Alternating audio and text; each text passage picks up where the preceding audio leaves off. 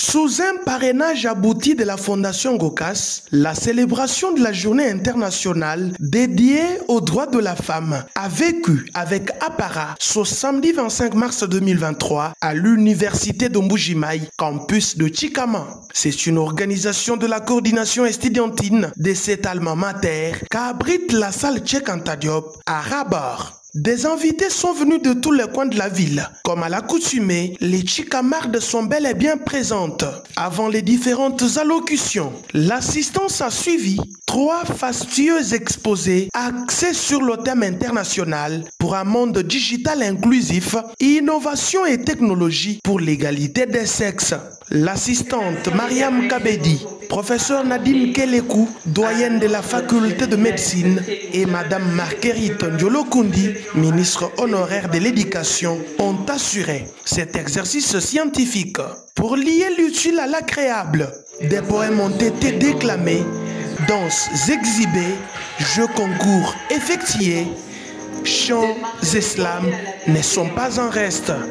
Dans son intervention, Madame Mireille Ngalulangoyi, directrice générale de la Fondation Gokas, dont le tuteur, son mari, le député national Alphonse Ngoyi Kassanji, a insisté sur le bien fondé du thème et invité les étudiantes à s'armer du courage, surtout à avoir une pensée pieuse pour la femme rurale, celle qui vit dans l'incapacité d'avoir ne fût-ce qu'un téléphone portable. Il est difficile, voire impossible, d'atteindre à l'apogée dans le respect des droits des femmes si ces dernières ne parviennent pas, notamment, à couper les cordons des inégalités sociales basées sur le sexe, à dénoncer et à combattre les antivaleurs ciblant la femme ou la jeune fille. C'est le cas de points sexuellement transmissibles dans les institutions écolières et universitaires. Et à bannir le complexe dicté par les croyances culturelles et traditionnelles. Les effets psychologiques des phrases telles dans ce combat des droits des femmes voudrait que la stratégie de bataille soit adaptée aux réalités environnantes. La femme ou la jeune fille du Kasaï oriental connaît des défis qui sont propres à elle.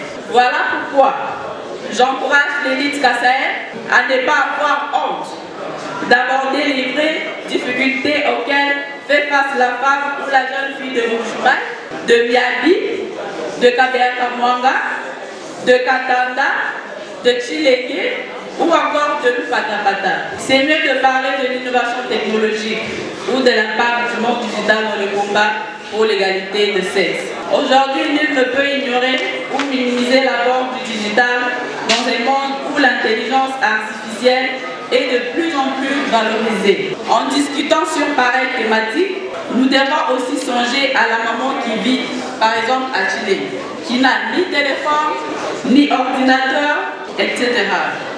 mais qui n'a que ça pour exploiter la terre. Tout en saluant les efforts de nos autorités dans le développement de certains secteurs de la vie nationale, devons-nous reconnaître par humilité que la jeune fille française de Marseille ne peut pas avoir la même compréhension du monde digital avec la jeune fille congolaise de Kabeakamwanga.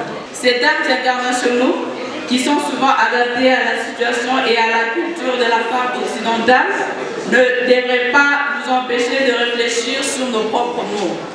Il a remercié le visionnaire de la Fondation Gokas, le député national Alphonse Ngoyi Kassanji, ami de la communauté estudiantine, pour 2 raisons. Je ne saurais clore mon allocution sans dire merci au nom de la Fondation Gokas à notre tuteur, l'honorable Alphonse Ngoyi Kassanji, un grand ami de Tchikama, qui non seulement a permis ma participation à ces assises, mais n'a pas aussi hésité à pouvoir au besoin lui présenter pour la bonne tenue de cette activité. Tout en vous rassurant que les portes de notre fondation, votre fondation, reste entièrement ouverte pour accompagner tout projet qui vise l'épanouissement de la jeune fille kassaïenne. Je réitère mes remerciements aux organisateurs pour l'invitation. Très marquée par cette proximité, la coordination estudiantine de l'UM Tchikama a décerné un diplôme d'honneur à la DG de la Fondation Gokas, l'élevant ainsi au titre de la championne de la lutte contre les inégalités sociales. Pour l'organisation de cette cérémonie, Nous nous sommes fait aider par un partenaire de qualité, qui est Madame Mireille Ngalulangoy, que je dis merci au nom du comité et au mien propre. Alors, nous, le comité, nous avons pensé à un petit cadeau à offrir à notre partenaire pour votre soutien à cette journée de droits de la femme. Et nous n'oublierons pas vraiment tout votre aide. Merci beaucoup. La ministre provinciale du genre, famille et enfants, Dr Sylvie Mbouyi, a reconnu les avancées déjà enregistrées et les défis encore à relever dans le combat pour l'égalité homme-femme. Elle a dit merci à la Fondation Gokas pour l'eau mis dans le moulin des étudiants. Nous sommes trop heureux de se retrouver dans ce cadre de campus de Chikama pour dire tout haut que les formes de violence à l'égard de la femme et de la jeune fille doivent cesser. La célébration de la journée du 8 mars 2023 contribue non seulement à interpeller les femmes et les jeunes filles kassaïennes pour leur participation active à la réalisation de leurs droits en tant que personnes humaines dotées des droits et des obligations, mais aussi de créer l'espace pour l'expression, la concertation, la conception des projets et des différents programmes inscrits pour leur autonomisation. Il revient à toutes les parties prenantes d'adopter les technologies appropriées en vue de bâtir intelligemment un monde plus juste, équitable et égalitaire des droits de tous.